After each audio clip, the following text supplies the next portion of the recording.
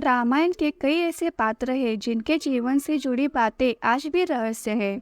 इनमें से एक चरित्र रावण की पत्नी का है, जिसके बारे में कई रोचक तथ्य मिलते हैं।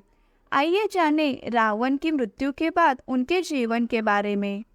नमस्ते दोस्तों, भक्ति ज्ञान विद श्वेता इस चैनल में आप सबका स्वागत है। दोस्तों, आप भी आध्यात्मिक और रहस्यमय बातों में रुचि रखते हैं तो हमारे चैनल को प्लीज़ सब्सक्राइब कीजिए। तो चलिए वीडियो को स्टार्ट करते हैं। हिंदू महाकाव्य रामायण के अनुसार लंका के राजा रावण की रानी के रूप में मंदोदरी को वर्णित किया जाता है। रामायण में उन्हें सुंदर, पवित्र और पतिव्रता स्त्री के रूप में दिखाया गया है। उन्हें रामायण काल की सबसे सुंदर पंचकन्याओं के रूप में जाना जाता है और मान्यता है कि उनके नाम से कई बाधाएं दूर होती है। आइए जाने रावण की मृत्यु के बाद मंदोदरी के जीवन के बारे में कुछ प्रचलित कथाएं। मंदोदरी असुरों के राजा मायासुर और अप्सरा हेमा की बेटी थी। मंदोदरी उस समय की सबसे सुंदर और गुणवती स्त्री थी। इसी वजह से लंकापति रावण ने उनसे विवाह किया और लंका की पट रानी बनी।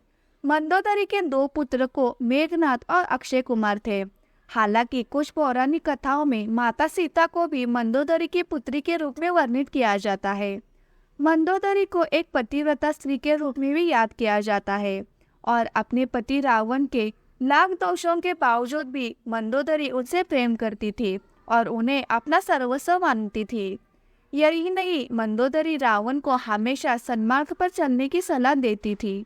रामायण में रावण के प्रति उसके प्रेम और निष्ठा का वर्णन मिलता है। पौराणिक कथाओं में बताया जाता है कि रामायण काल में प्रभु श्री राम ने जब रावण का वध किया, उस समय लंका में सिर्फ रावण के भाई विभीषण मौजूद थे। उस समय राम जी ने विभीषण का राज्याभिषेक कर दिया और उन्हें लंकापति नियुक्त किया था। उस समय मंदोदरी ने विभीषण की शरण ली और उनकी पत्नी के रूप में जीवन व्यतीत करने लगी थी। हालांकि रामायण में इस बात का कहीं बहुत ज्यादा जिक्र नहीं है और कुछ लोगों का मानना ये भी है कि रावण की मृत्यु के बाद मंदोदरी ने मृत्यु को चुना और वो सती हो गई थी। दोस्तों, रावण की मृत्यु के बाद मंदोदरी के जीवन से कुछ अन्य तथ्य भी जुड़े हैं।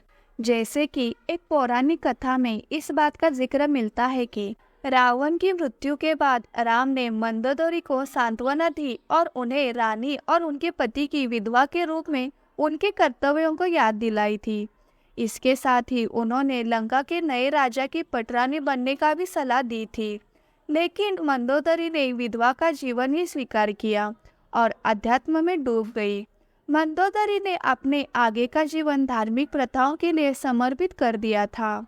हालांकि इसका भी कोई ठोस प्रमाण नहीं मिलता है और ये इस तथ्य पर आधारित है कि मंदोदरी एक धर्मपरायण स्त्री थी और शायद इसी वजह से रावण की मृत्यु के बाद उन्होंने ऐसे ही जीवन को अपनाया होगा। दोस्तों, यह जानकारी आपको थोड़ी सी भी अच्छी लगी हो तो वीडियो को लाइक कीजिए और चैनल को प्लीज़ सब्सक्राइब कीजिए।